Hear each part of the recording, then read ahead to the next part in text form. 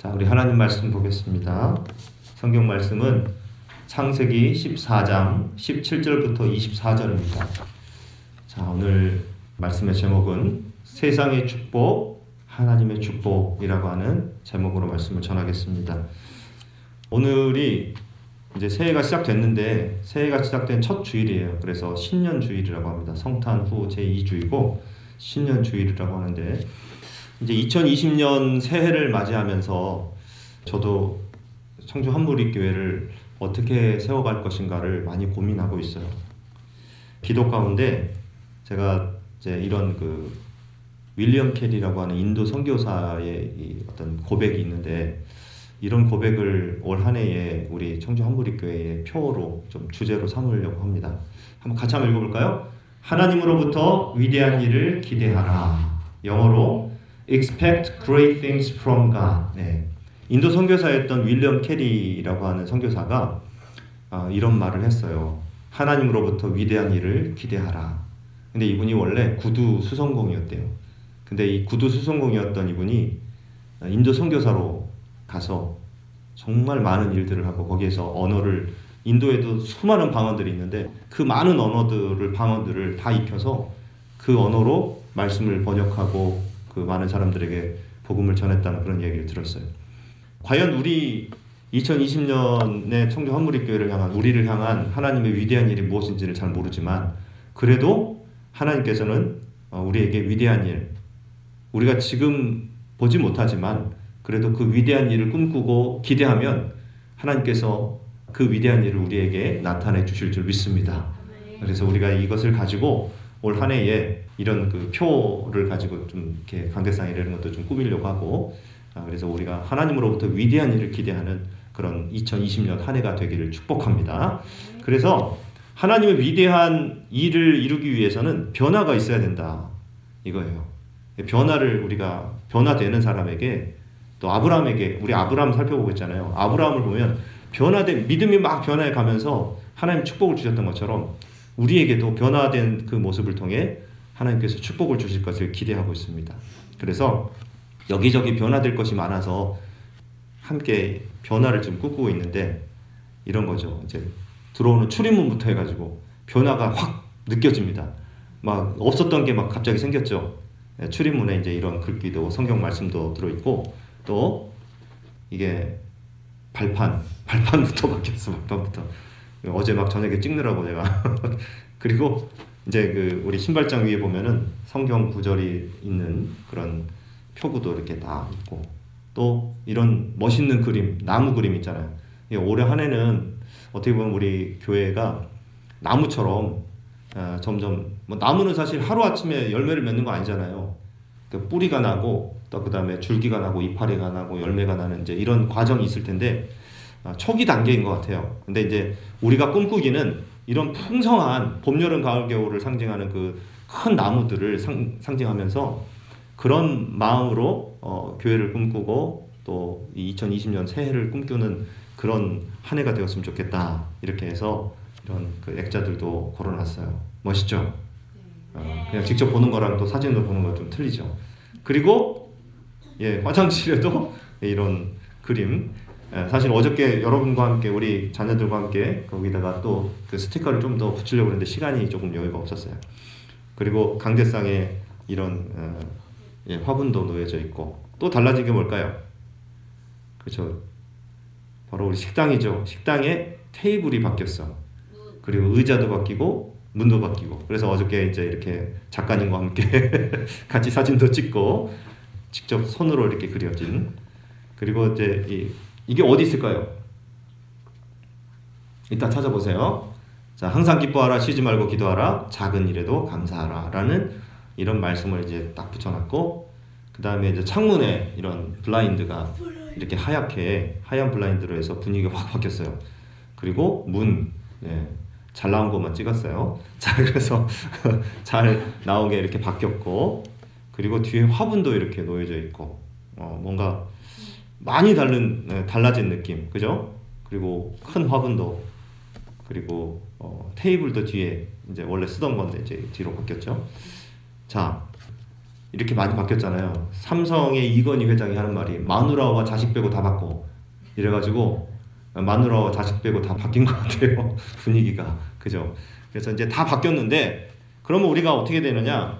이제 우리 마음이 바뀌고 우리 믿음이 바뀌어야 된다 이거예요. 점점 변화가 돼야 됩니다. 이제 저 역시도 그렇고 우리 자녀들도 그렇고 지수도 그렇고 모두가 다 우리의 마음과 믿음이 변화되는 한 해가 되었으면 좋겠고요. 근데 우리의 마음과 믿음이 변화되려면 말씀을 통해서 바뀌어야 돼요. 그냥 우리의 주어진 환경이 바뀐다 할지라도 우리 마음속에 말씀이 들어있지 않으면 바뀌지 않아요. 그래서 조금씩 말씀을 통해서 변화되는 한 해가 되기를 축복합니다. 우리가 그것을 함께 누려나갈 수 있기를 축복합니다. 아멘. 이제 우리가 창세기 14장까지 왔어요. 창세기 14장의 내용은 지난 시간에 우리가 살펴보았죠. 어떤 내용이냐? 북방 쪽에 엘람 제국이라는 곳이 있어요. 이곳은 바로 이 그림으로 보면 여기 나와 있죠. 엘람 제국이 바로 여기 있어요. 빨간 화살표, 그죠? 근데 이제 아직은 그때 이스라엘 백성들이 이루어지지 않은 상태니까 아브라함이 거하던 곳이 바로 여기입니다. 근데 그때 전쟁이 일어났어요. 어떤 전쟁이냐? 원래는 엘람에서부터 가나안 지역까지가 1500km 정도 된다고 그랬죠. 그 1500km 이상의 그 근 반경에 있는 모든 나라를 엘람 제국의 그돌라오멜이라고 하는 이제 왕이 이제 전쟁의 신인 것처럼 수많은 전쟁을 하면서 땅을 다 차지했어요. 그래서 제국을 막 점령했단 말이에요. 그래서 거기에 사람들에게 조공을 받고 그 사람들의 평화를 유지해 주었던 거죠. 그런데 이제 배반을 한 거예요. 조공을 바치지 않겠다 선언한 거죠. 그래가지고 전쟁이 일어나게 됐습니다. 어떤 전쟁이냐? 북부 메소포타미아 4개국 연맹 엘람, 시날, 엘라살, 고임. 아까 우리가 사진으로 봤던 것처럼 그 지역이 엘람을 중심으로 해서 이렇게 타원형이죠. 타원형 형식의 그 위쪽 부분에 있는 나라들 연맹과 그 다음에 가나안 땅에 있는 아래쪽에 있는 그 나라 5나라가 전쟁을 하게 됩니다. 그래서 가나안 남부 사해 쪽 지역 아래쪽에 보면 소돔, 고모라, 아드마, 스보임, 소알이라고 하는 나라가 5나라가 있는데 이 두 연맹이 충돌하게 되죠. 가나안 전쟁이 일어나게 됩니다. 그래서 여기 사진에 보면은 엘람 제국이 있었던 그 오른쪽 편에서 군대를 이끌고 가나안 지역으로 쳐들어왔어요. 그래서 어떻게 됩니까? 싹 쓸어버렸죠. 위에서부터 모든 족속들을 다 점령하고 짓밟고 그리고 밟아버린 거예요. 그러고 나서는 전쟁에서 승리하고 이제 사람들 포로로 끌고 가고 또 그 다음에 전리품을 가지고 자기 나라로 다시 돌아가는 그런 길이었어요. 성경에 보면 이렇게 나와 있죠. 그래서 결국엔 어떻게 됩니까? 조카 롯도, 아브라함의 조카 롯이 소돔에 살고 있었는데 롯도 잡혀가고 가족들 잡혀가고 재물들까지 다 뺏겨서 그런 상황이 있었던 거예요. 그럴 때에 한 사람이 도망쳐 나와서 아브라함에게 알립니다. 사실 이렇게 됐습니다. 하니까 어떻게 되냐면 자기와 동맹했었던 사람들과 자기가 집에서 길렀던 318명의 사병들을 데리고 그 사람들 추격해 올라갔다 이거예요. 그래서 추격해서 이렇게 올라가는 내용입니다. 그리고 단까지 쫓아가서 그 한 2-3만 명 되는 그 군대를 가서 격파합니다. 그리고 사람들이 혼비백산돼가지고 이제 사람들이 막 도망가고 이런 상황이죠.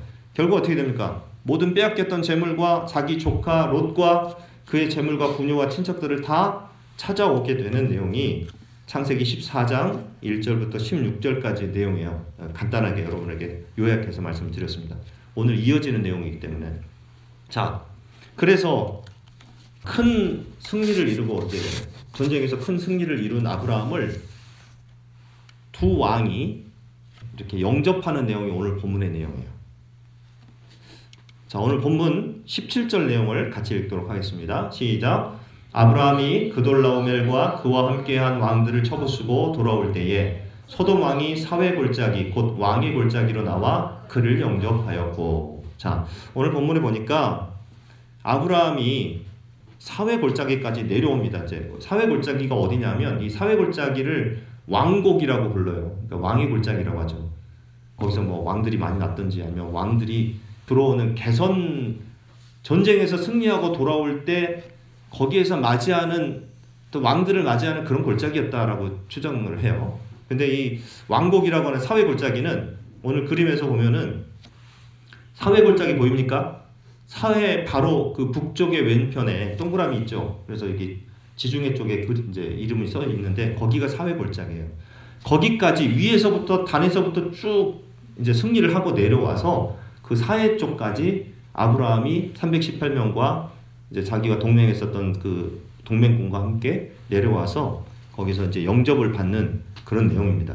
첫 번째는 소돔 왕이 영접을 했다고 돼 있어요. 이 소돔 왕은 특별한 뭐 이름 외에는 특별한 정보가 없어요. 어떤 사람이었는지 특별한 정보가 없는데 이름은 베라라고 했습니다. 베라. 이 베라라고 하는 이름 이외에 특별한 정보는 없어요. 그런데 다만 이 사람이 어떤 사람이었을까를 생각해 보면 지수야, 눈 좀 잠깐 뜨고 있어봐. 자, 어떤 사람이었냐? 소돔 왕과 그의 백성들이 성경에 보면은 죄악 가운데 있었다고 그랬어요. 엄청난 죄악 가운데. 그래서 이제 나중에는 하나님의 심판을 받아서 멸망을 하죠. 멸망당하잖아요. 그러니까 그 소돔의 왕이었던 이 베라라는 사람이 어떤 사람이었는가 우리 짐작을 합니다. 아주 좀 죄악을 많이 짓고 나쁜 사람이고 아주 포악한 그런 사람이 아니었을까라고 추정을 해요. 자, 이 사람이 이제 아브라함을 영접을 했고요. 그 다음에 이제 18절 같이 읽습니다. 살렘 왕 멜기세덱이 떡과 포도주를 가지고 나왔으니 그는 지극히 높으신 하나님의 제사장이었더라. 예, 또 한 사람이 아브라함을 영접하러 왔는데 그 사람이 누구라고요? 살렘 왕 멜기세덱. 이 살렘이라고 하는 단어는 예루살렘을 이야기합니다. 예루살렘이라는 뜻은 이제 뒤에서 보겠지만은 평화의 마을, 평화의 도시라는 뜻이에요. 살렘. 그래서 이스라엘 사람들이 인사할 때 어떻게 해요? 샬롬 하잖아요. 살렘이라는 뜻이 샬롬이라는 뜻과 똑같은 뜻이에요. 그래가지고 평화, 평안 이런 뜻이에요. 그래서 이 살렘 왕은 바로 평화의 왕. 그리고 멜기세덱이라는 뜻도 의의 왕이라는 뜻이에요. 그래가지고 이 사람이 아브라함을 영접하러 이제 나온 거예요. 그리고 이제 이 사람에 대해서 오늘 본문에서 소개할 때에 지극히 높으신 하나님의 제사장이라고 이렇게 소개를 하고 있어요. 히브리서 6장 20절에 보면 이제 이런 말씀이 있는데 그리로 앞서가신 예수께서 멜기세덱의 반차를 따라 영원히 대제사장이 되어 우리를 위하여 들어가셨느니라 이렇게 나와 있어요. 멜기세덱을 언급하면서 멜기세덱의 반차를 따라서 그 계보를 따라 계열을 따라서 영원한 대제사장이 되었다 이렇게 소개를 하고 있어요. 그리고 히브리서 7장 1절부터 3절에도 이런 내용이 나와 있는데 같이 한번 읽겠습니다. 오늘 본문하고 또 연결되는 내용입니다. 시작. 이 멜기세덱은 살렘 왕이요 지극히 높으신 하나님의 제사장이라 여러 왕을 쳐서 죽이고 돌아오는 아브라함을 만나 복을 빈 자라. 아브라함이 모든 것의 10분의 1을 그에게 나누어 주니라. 그 이름을 해석하면 먼저는 의의 왕이요 그 다음은 살렘 왕이니 곧 평강의 왕이요 아버지도 없고 어머니도 없고 족보도 없고 시작한 날도 없고 생명의 끝도 없어 하나님의 아들과 닮아서 항상 제사장으로 있느니라. 아멘. 이렇게 이야기하고 있어요. 또 어떤 사람은 바로 이 사람이 이 살렘 왕에 대해서 뭐 아버지도 없고 어머니도 없는 그런 사람이라고 이렇게 소개를 하고 있잖아요. 부모 없는 족보 없는 그런 성경에서 나타나는 유일한 사람이라고 이렇게 이야기를 하고 있는 거예요. 뭐 예수님조차도 사실은 인간적인 어머니와 아버지가 있었잖아요. 근데 이 사람은 부모가 없어. 아버지가 누군지도 모르고 어머니가 누군지도 몰라요. 그래서 그는 하나님과 동일한 제사장으로 소개되어 있고 구약 성경에 나타난 예수님을 예표하는 예수님의 모형이다. 이렇게 이야기를 하는 거예요. 구약 성경에 나타난 예수님 이렇게 이해를 하는 사람도 있어요. 아무튼 그렇기 때문에 그는 하나님의 이름으로 아브라함을 축복할 권리가 있었고 아브라함이 멜기세덱에게 11조를 이제 자기의 전리품 가운데 11조를 드리는데 이것은 인간인 멜기세덱에게 준 게 아니라 하나님께 드렸다라고 이렇게 볼 수 있는 것입니다. 그러므로 멜기세덱이 아브라함에게 주는 성공의 보상은 세상이 주는 보상이 아니라 하나님께로부터 주시는 보상이다 라고 이렇게 이야기할 수가 있어요. 특별히 이 멜기세덱은 떡과 포도주를 가지고 나왔어요. 이 떡과 포도주 떡 좋아하는 사람들 있잖아요. 야, 아브라함이 떡을 맛있게 먹었나 보다 이렇게 생각하는데 영어 성경에는 bread and wine이라고 되어 있습니다. 빵입니다. 성경에서 자주 등장하고 있는 떡이라는 단어가 그 당시에는 빵으로 이제 원래 빵이에요. 그렇기 때문에 이제 이런 식이죠. 이 멜기세덱 왕이 빵을 들고 있잖아요. 빵을 들고 있는 모습이고 뒤에 있는 사람이 포도주를 들고 있어요. 이제 이런 식으로 표현이 돼 있는 겁니다. 그러니까는 진원의 떡집에서 만들어진 그 떡이 아니라 빵이었다 이렇게 생각하시면 돼요. 그래서 아무튼 이 빵과 포도주는 뭐냐면 전쟁에서 지친 병사들을 위한 거예요. 전쟁에서 지쳐있는. 그러니까 얼마나 이 사람들이 지쳐 있었겠습니까? 굉장히 지쳐 있었겠죠. 밤새 그 무리한 전쟁을 막 하룻밤 사이에 갔다 온 거니까요. 그래서 아마 아브라함과 그의 군대는 탈진 상태였을 것 같아요. 많이 지쳐 있었을 거예요. 그러니까 아무리 왕들과 백성들이 와서 이 사람들을 뭐 개선 행진을 하면서 승리로 이렇게 들어오고 있는데 막 박수를 치고 막 환영을 해도 이 사람들은 너무 배고픈 거예요. 근데 그것을 정확하게 멜기세덱이 알고 떡과 포도주를 준비했다 이런 겁니다.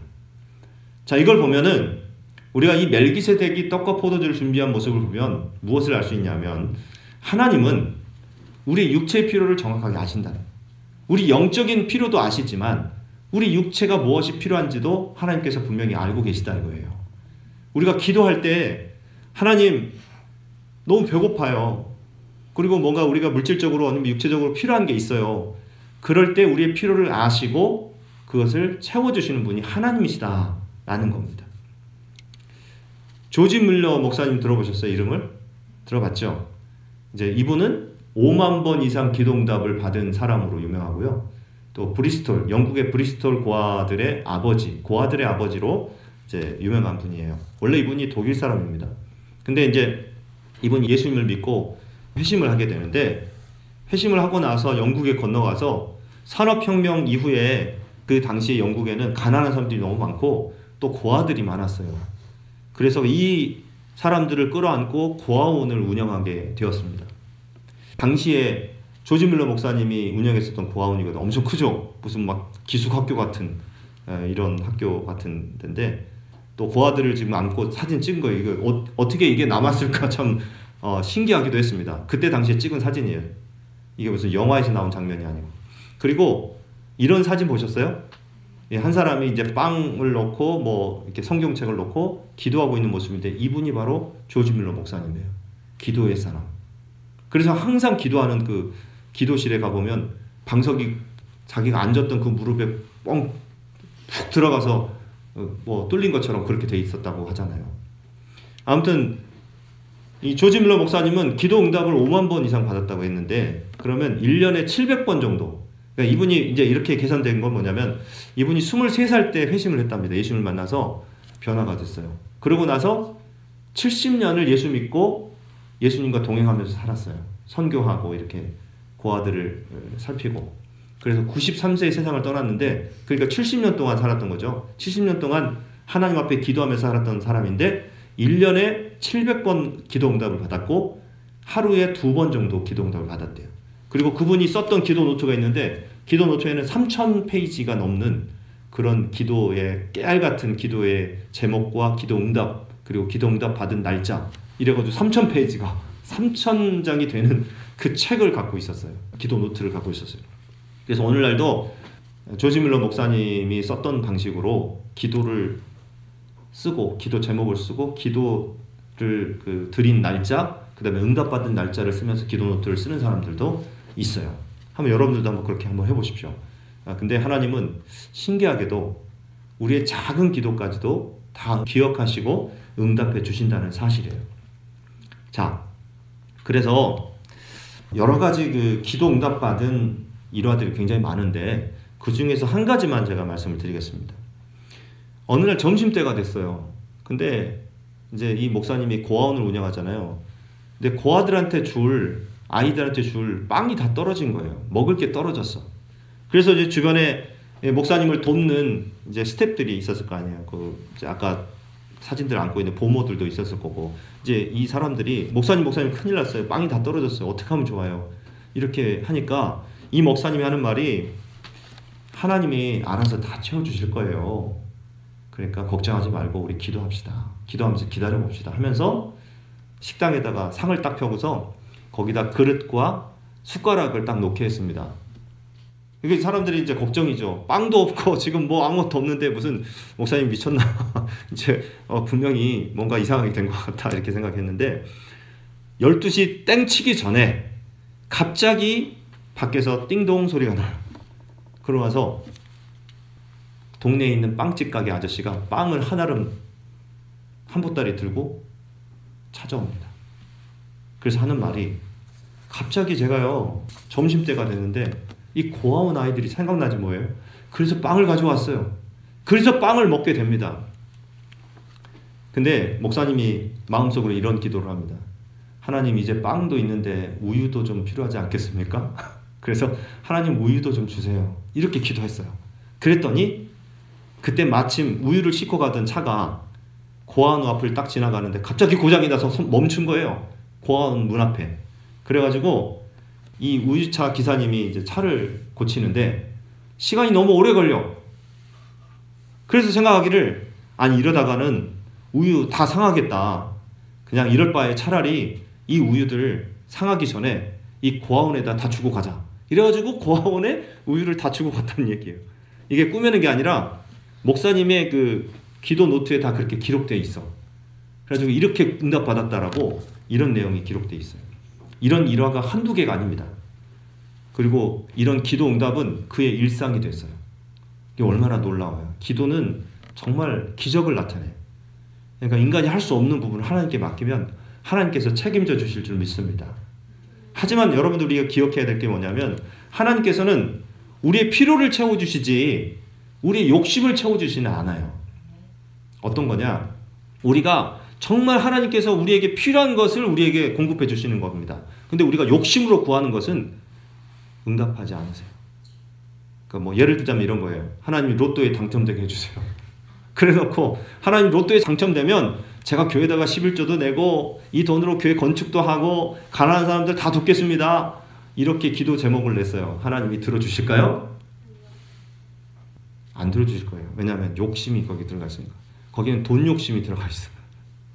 물론 뭐 거기에 이제 교회에다가 뭐 이렇게 하고 11조도 내고 뭐 이런 내용들이 있지만 아니에요. 결코 그런 분 아니죠.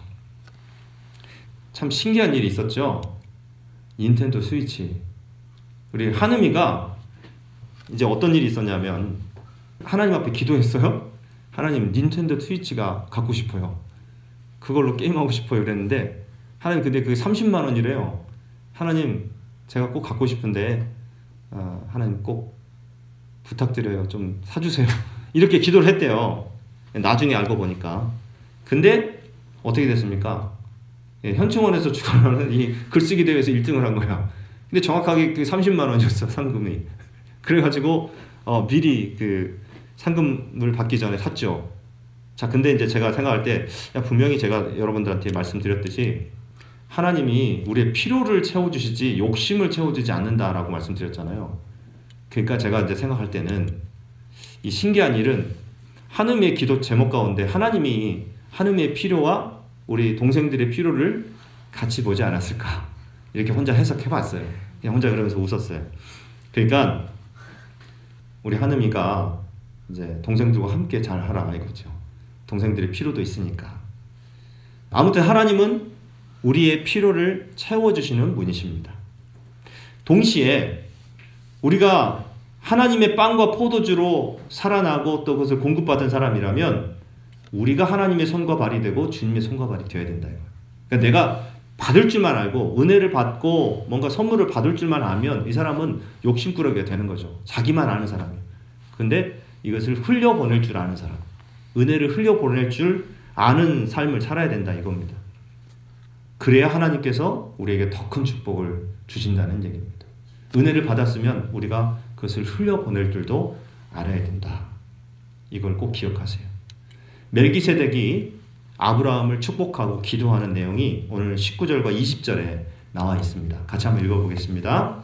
그가 아브라함에게 축복하여 이르되 천지의 주제이시오 지극히 높으신 하나님이여 아브라함에게 복을 주옵소서 너희 대적을 내 손에 붙이신 지극히 높으신 하나님을 찬송할지로다 하매 아브라함이 그 얻은 것에서 10분의 1을 멜기세덱에게 주었더라. 아멘. 아까 그림에서 여러분들이 보았던 것처럼 멜기세덱이 이제 아브라함을 이렇게 축복하는 내용이에요. 그러면서 기도를 하는데 어떤 기도를 하느냐? 멜기세덱이 이제 하나님의 제사장이라고 그랬잖아요. 아브라함에게 이렇게 이걸 알려주는 거예요. 당신이 승리하게 된 건, 전쟁에서 승리하게 된 것은 당신의 힘으로 된 게 아니다. 하나님이 도와주셔서 한 것이다. 지극히 높으신, 천재 주제이시오 지극히 높으신 그 하나님이 당신에게 승리를 주신 것이다 라고 그분을 찬송하리로다 라고 이렇게 이야기하고 있습니다. 보통 개선장군이 돼서 전쟁에서 승리하고 돌아오는 사람을 보면은 야 정말 당신이 너무 뛰어나서 당신이 정말 뛰어난 전략으로 그리고 그 작은 318명 한 500명 정도 되는 아니 1000명도 안 되는 그 인원을 가지고 몇만 명을 쳐부쉈으니 얼마나 위대한가 하면서 막 그 사람 박수 쳐줄 거 아닙니까? 근데 이 멜기세덱은 아브라함에게 박수를 쳐준 게 아니라 하나님께 박수를 쳐주고 있어요. 하나님이시다. 그게 바로 당신에게 승리를 주신 분은 하나님이시다라고 하나님께 영광을 돌리게 했다. 이겁니다. 아마 아브라함이 전쟁에서 승리하고 와가지고 그 마음에 아마 어떤 그 막 기세등등한 그런 마음이 있었을 거 아니에요. 근데 그 마음이 바뀌었어요. 멜기세덱이 이야기하는 그 이야기를 듣고 아 하나님이 나에게 승리를 주셨구나. 이걸 깨닫게 되면서 하나님께 영광을 돌리게 되었던 것입니다. 여러분 하나님께서 여러분에게 승리를 주실 때 100%의 영광을 하나님께 돌리시길 바랍니다. 하나님께 다 돌려야 돼요. 우리가 오직 하나님께만 우리의 성공의 영광을 돌릴 때 하나님은 우리의 성공을 확실하게 책임져 주시고 그것을 지켜주신다 이거예요. 우리가 성공하고 나면 그 다음이 중요합니다.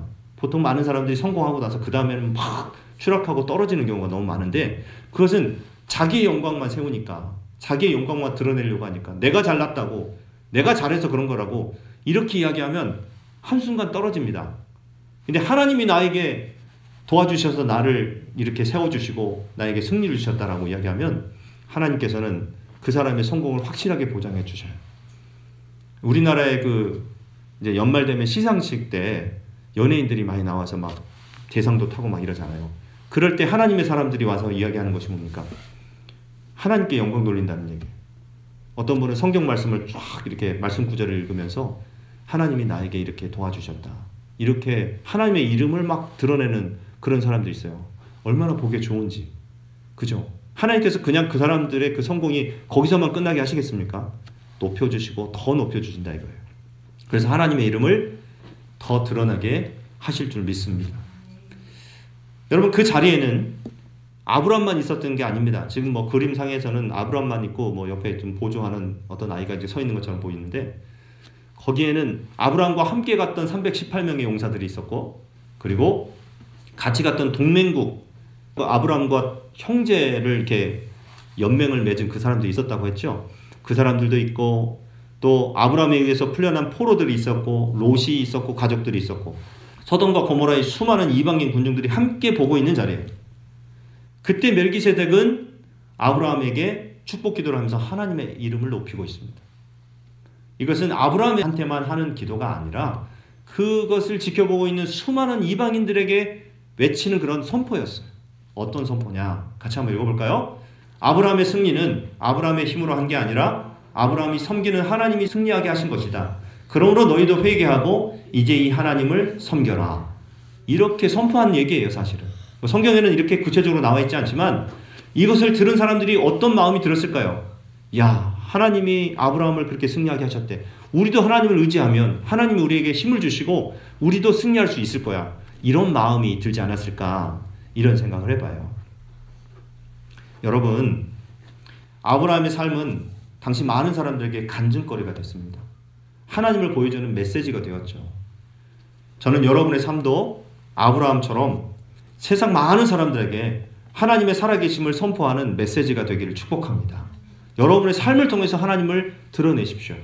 여러분의 삶이 어떤가를 통해서 하나님을 드러내고 그렇지 못하고 하는 것이 이렇게 나타나게 되는 거예요. 요즘 그래서 뭐 사람들한테 예수 믿으세요, 교회 다닙시다 뭐 이렇게 하는 것보다도 내 삶을 통해서 삶의 전도가 사람들의 마음을 감동시키고 또 그 사람들을 교회로 또 하나님께로 이끄는 그런 어떤 도구가 되는 것 같습니다. 멜기세덱은 하나님을 찬양했어요. 이것은 아브라함이 믿음의 삶을 살았기 때문이죠. 아브라함은 어떤 삶을 살았습니까? 하나님만 바라보고 살았어요. 물론 실패할 때도 있었지만 하나님을 바라보고 하나님 안에서 믿음으로 살았어요. 롯을 용서하고 롯을 위해서 목숨을 걸고 전쟁을 나갔어요. 그리고 하나님의 뜻대로 살았던 그의 믿음의 삶을 통해서 하나님은 그에게 승리를 주셨다. 이겁니다. 자, 그러면 아브라함은 어떻게 반응했을까요? 이 멜기세덱이 이렇게 했을 때 아브라함이 어떤 반응을 나타냈는지 20절 하반절에 나와 있는데 한번 20절을 다시 한번 읽어보겠습니다. 시작. 너희 대적을 내 손에 붙이신 지극히 높으신 하나님을 찬송할지로다 하매 아브라함이 그 얻은 것에서 10분의 1을 멜기세덱에게 주었더라. 아멘. 여기에 11조 10분의 1을 멜기세덱에게 드렸다라는 내용이 나와 있어요. 여기서 멜기세덱이 하나님의 제사장이었기 때문에 아브라함이 드린 그 11조 10의 1조는 멜기세덱 한 사람 어떤 인간에게 드린 게 아니라 하나님께 드린 것이다 라고 이렇게 이해할 수 있는 거예요. 또 어떻게 생각해 보면 이런 상황에서 아브라함이 사실은 좀 불쾌할 수도 있었을 것 같다는 생각을 했습니다. 사실 아브라함은 어떤 사람이냐면 하나님으로부터 직접 계시 받은 사람이에요. 하나님의 음성을 들은 사람이죠. 그리고 하나님께서 아브라함을 통해서 큰 역사를 이루겠다, 큰 민족을 이루겠다, 땅을 주시겠다, 또 이름을 창대케 하시고 복의 근원이 되게 하시겠다고 이렇게 약속하셨어요. 근데 어디서 득보잡이라고 들어봤습니까? 듣도 보도 못한 놈이 와가지고 자기가 하나님이랑 더 친한 것처럼 그렇게 이야기해. 하나님이 당신에게 복을 주신다. 이미 아브라함은 하나님으로부터 직접 음성을 듣고 복을 받았거든요. 복을 받는다고 약속받았거든요. 근데 이 멜기세덱이 와가지고 자기한테 축복을 하는 이런 상황에서 아브라함의 반응이 어떠냐면 아브라함은 굉장히 겸손해졌어요. 겸손한 아브라함의 모습을 볼 수가 있습니다. 그리고 아브라함은 겸손히 멜기세덱의 축복을 받습니다. 아멘 했던 거죠. 지금 이 시점이 엄청난 승리를 거두고 돌아온 후라는 것을 생각한다면 아브라함의 겸손이 더 주목할 만한 것임을 우리는 알 수가 있습니다. 여러분, 우리는 하나님께서 우리를 통해서만 일하신다는 생각을 버려야 됩니다. 우리는 영적인 교만을 버려야 돼요. 다른 교회들은 뭐 다 세속에 물들어 있고 우리는 다르다, 우리는 더 낫다, 우리는 특별하다, 우리가 최고다, 이렇게 생각하는 것은 정말 무서운 영적인 교만이에요. 우리가 우리의 모습을 제대로 본다면 절대로 교만할 수가 없습니다. 모든 것이 하나님의 은혜요, 하나님께서 다 채우시고 공급해 주시고 인도해 주신다는 사실을 우리가 안다면 겸손할 수밖에 없어요. 자신을 자랑할 수 없는 것입니다. 자, 이렇게 아브라함은 멜기세덱의 그 축복을 받게 됩니다. 자, 또 한 사람 누가 있었죠? 소돔 왕 베라라는 사람이 달콤한 제안을 해요. 어떤 제안을 하느냐? 이 사람은 이렇게 제안을 하죠. 21절 같이 읽습니다. 소돔 왕이 아브라함에게 이르되 사람은 내게 보내고 물품은 내가 가지라. 어떻게 생각하십니까? 이 제의를. 사실 한마디로 이야기하면 좀 웃기는 상황이에요. 사실은. 왜냐하면 소돔 왕은 이렇게 이야기할 자격이 없어요. 왜냐하면 이 사람은 전쟁에서 패했죠. 그리고 도망쳤죠. 그리고 아브라함이 와가지고 다시 자기가 빼앗겼던 사람들이랑 물품을 다 뺏어왔거든요. 다 그리고 이제 탈환해 와서 가져온 건데, 어떻게 보면 아브라함이 한마디면 당신이 무슨 자격이 있다 그래? 이러면서 화내면 이 사람은 당장 잡혀서 죽일 수 있어요. 근데 이 소돔 왕이 뭐라고 하냐면 사람은 내게 보내고 물품은 내가 가지라. 참 뻔뻔하죠. 좀 뻔뻔한 그런 모습입니다. 그러면서 당신이 전리품, 그 전쟁에서 거둔 그 전리품은 당신이 다 가지시오. 다만 사람들만 나에게 주시오. 이렇게 얘기했던 거예요. 왜냐하면 나라를 세우려면 뭐 사실 돈은 있어도 되고 없어도 되지만 사람은 반드시 있어야 되거든요. 그래서 나라를 이제 소돔이라는 나라를 다시 세우려고 이 소돔 왕이 그렇게 제의를 했었던 것 같습니다. 근데 또 어떻게 보면은 아브라함에게 있어서는 이것은 거절하기 힘든 제안이에요. 왜냐하면 아브라함이 이렇게 생각했을 수도 있어요. 하나님께서 내게 승리를 주시더니 또 이제 내게 이런 축복도 주시나 보다, 이렇게 생각할 수 있잖아요. 자신의 공로를 생각하면서 뭐 이 정도는 충분히 가질만 하지 않는가? 이렇게 생각할 수도 있었다는 거죠. 그런데 이 제안은 믿음의 시험이었습니다. 진짜처럼 보이는 가짜 축복이었어요. 여러분이 아브라함이었다면 어땠을까요? 은결이가 아브라함이었다면 어땠을까요? 어땠을까?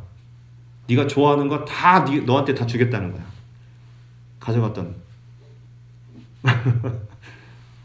아마 거절하기 힘들었을 거예요. 마음이 흔들렸을 거예요. 아브라함은 이 전쟁을 위해서 목숨을 걸었습니다.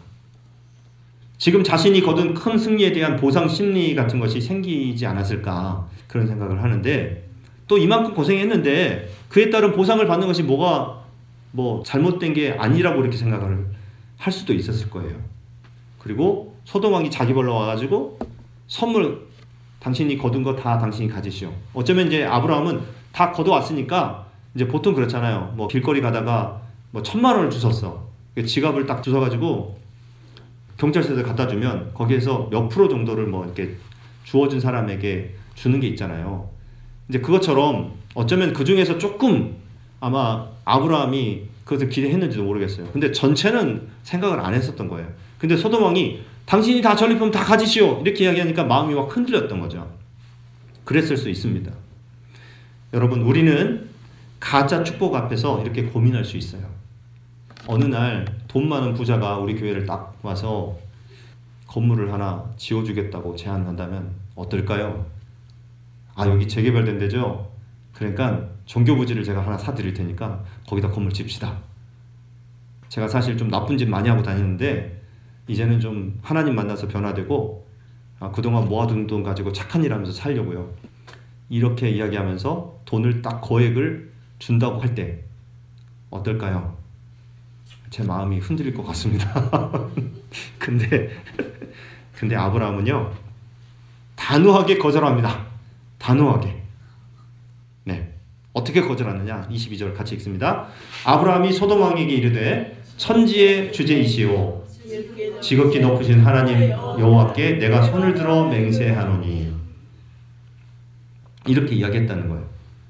근데 여러분, 여기에서 말씀하고 있는 이제 아브라함의 고백을 한번 잘 보십시오. 제가 흰색으로 해놓은 게 천지의 주제이시오 지극히 높으신 하나님 여호와께 이렇게 돼 있죠. 이 말을 누가 했느냐는 거예요. 지수야, 누가 했니? 또 오늘도 지수가 안 했답니다. 아브라함이 한 게 아니라 멜기세덱이 했었단 말이에요. 뭐냐면 19절 20절에 보면 멜기세덱이 아브라함을 축복하여 이르되 천지의 주제이시오 지극히 높으신 하나님이여 아브라함에게 복을 주옵소서. 너희 대적을 내 손에 붙이신 지극히 높으신 하나님을 찬송할지로다. 이렇게 축복하잖아요. 그 말을 들은 아브라함이 멜기세덱이 축복했었던 그 말을 그대로 따라한 거예요, 사실은. 그러니까 이 말은 뭐냐면 하나님의 말씀이 우리의 영혼에 입력이 되면 그 입력된 말씀이 결정적인 순간에 밖으로 나온다 이거예요. 보통 컴퓨터도 어떤 것을 인풋을 하느냐, 입력을 시키느냐에 따라서 아웃풋이 이렇게 출력해서 나오잖아요. 뭐 프린터도 그렇고 컴퓨터 이렇게 우리가 자판을 치는 것도 자판을 여기서 치면은 컴퓨터 화면에서 나오는 것처럼 똑같습니다. 우리 인간의 영혼도 마찬가지예요. 하나님 말씀이 입력이 되는, 많은 말씀이 입력이 돼 있는 사람은 순간순간 중요한 결정적인 순간에 그 말씀이 밖으로 나오는 거예요. 이게 바로 멜기세덱으로부터 받은 하나님의 축복을 아브라함이 그것을 받고 이야기한 거다라고 이야기할 수 있어요. 저는 여러분들이 하나님 말씀으로 충만하시기를 축복합니다. 하나님 말씀이 많이 여러분 안에 충만히 거할 때, 그럴 때 어떤 결정적인 순간에 그 말씀이 튀어나올 수 있다 이겁니다. 그렇게 되기를 바라요. 아브라함은 전리품을 다 가지라는 소돔 왕의 제의를 한 번에 거절해버리죠.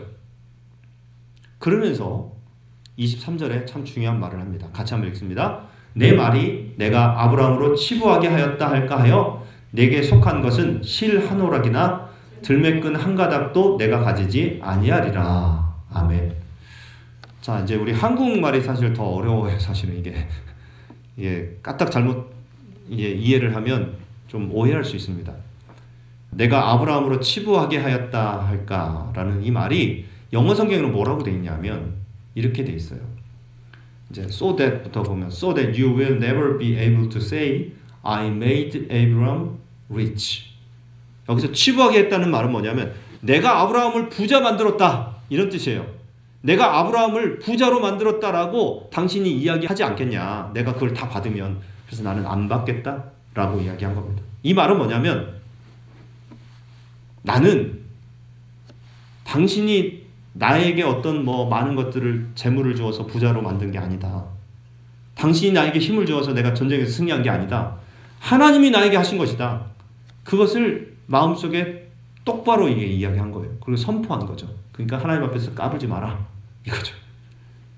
나를 도와주시는 분은 하나님이시다. 나를 세워주시고 앞으로 나를 이끄실 분은 하나님이시니까 당신 그런 얘기하지 마.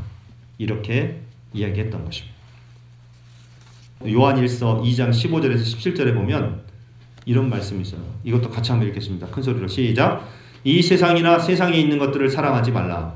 누구든지 세상을 사랑하면 아버지의 사랑이 그 안에 있지 아니하니 이는 세상에 있는 모든 것이 육신의 정욕과 안목의 정욕과 이생의 자랑이니 다 아버지께로부터 온 것이 아니요 세상으로부터 온 것이라. 이 세상도 그 정욕도 지나가되 오직 하나님의 뜻을 행하는 자는 영원히 거하느니라. 아멘. Do not love the world or anything in the world. 세상이나 세상에 있는 어떤 것이라도 사랑하지 마라. 이렇게 말씀하고 있어요.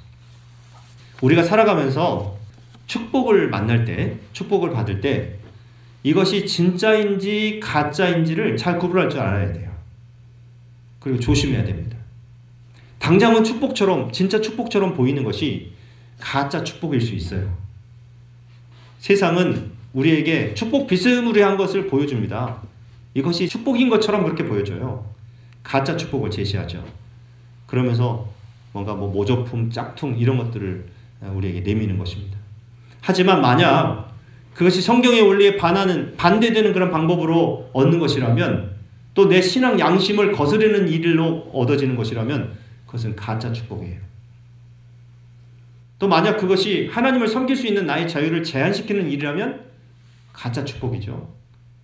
또 그것이 나와 내 가족을 하나님으로부터 멀어지게 하는 결과를 가져온다면 가짜 축복입니다. 또 그것이 내 인생의 목적을 망각하게 만들고 이기적인 활동에 빠져들게 한다면 더욱 나를 이기적으로 만든다면 그것은 가짜 축복. 우리는 이런 가짜 축복이 주는 유혹을 넘어가면 안 됩니다. 우리는 인생의 축복을 만날 때 분별력을 가지고 그것이 나와 내 가족에게, 교회에게 어떤 의미가 있는지, 어떤 영향을 줄지 깊이 살펴보아야 됩니다. 그래서 거절할 것은 과감하게 거절하고 절제할 것은 과감하게 절제해야 된다. 이것입니다. 여러분, 오늘 성경의 말씀을 통해서 아브라함이 아주 개인적인 그 절정의 순간, 한편으로는 어쩌면 방심할 수 있는 순간에 소돔 왕으로부터 매력적인 제안을 받았습니다. 하지만 아브라함은 어떻게 해요? 거절했어요. 과감하게, 단칼에 거절하게 된 그런 내용이 바로 이유가 뭐냐? 그 이유는 바로 이것입니다. 천지의 주제이시오 지극히 높으신 하나님. 이 고백이 자기 마음속에 들어왔어요. 하나님이 나를 이렇게 만드신 거구나. 하나님이 자신의 삶을 지배하고 계시다라고 하는 것을 잊지 않았기 때문이라는 거예요. 그래서 그 가짜 축복의 제안을 거절하고 더 나은 하나님의 진짜 축복을 기다릴 수가 있었던 것입니다. 여러분, 진짜 축복은 하나님만이 주실 수 있는 것입니다. 우리 하나님께서 여러분들에게 진짜 축복을 주실 줄 믿습니다. 잘 구분할 줄 알아야 돼요. 그래서 누군가에게, 세상이 우리에게 괜찮은 제안을 할 때 그것이 정말 진짜 축복인지 가짜 축복인지를 선택할 수 있어야 되고요. 구분할 수 있어야 됩니다. 여러분, 오늘 설교의 제목이 세상의 축복, 하나님의 축복이라고 그랬죠? 여러분, 이번 한 주간 그리고 2020년 새해에는 세상의 축복을 구하는 것보다도 하나님의 축복을 구하는 우리 모두가 되기를 바랍니다.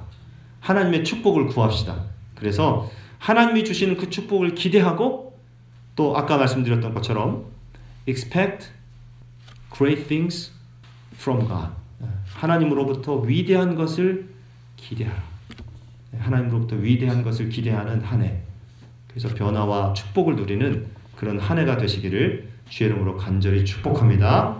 자, 우리 함께 결단의 찬양 부르고 기도하도록 하겠습니다.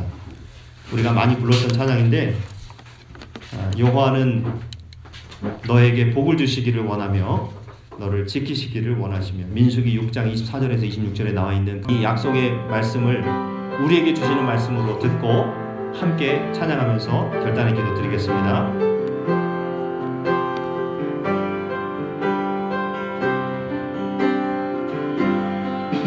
여호와는 너에게 복을 주시기를 원하며 너를 지키시기를 원하시며,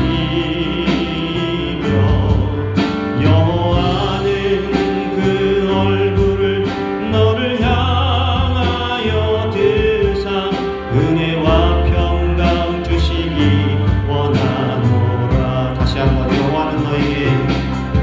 여호와는 너에게 복을 주시기를 원하며 너를 지키시기를 원하시며,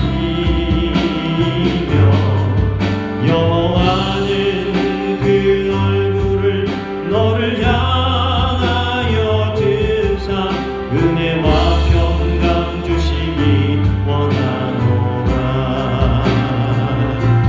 너를 보배롭고 존귀하게 여기시는 하나님이 내 삶 속에서 이 약속을 신실하게 이루시리. 땅에 기름진 것으로 하늘에 신령한 것으로 너를 복주시고 지키실 하나님이 너의 영혼 잘 되도록 은혜 베푸시며 평강으로 인도하시리. 다시 한번 찬양합니다. 여호와, 우리 주변에 있는 분들에게 축복하면서 주시기를 우리 자녀들에게도 주시기를 원하시. 여호와는 그 얼굴을 너를 향하여 드사 은혜와 평강 주시기 원하노라. 너를 보배롭고 존귀하게, 너를 보배롭고 존귀하게 여기시는 하나님이 내 삶 속에서 이 약속을 신실하게 이루시리.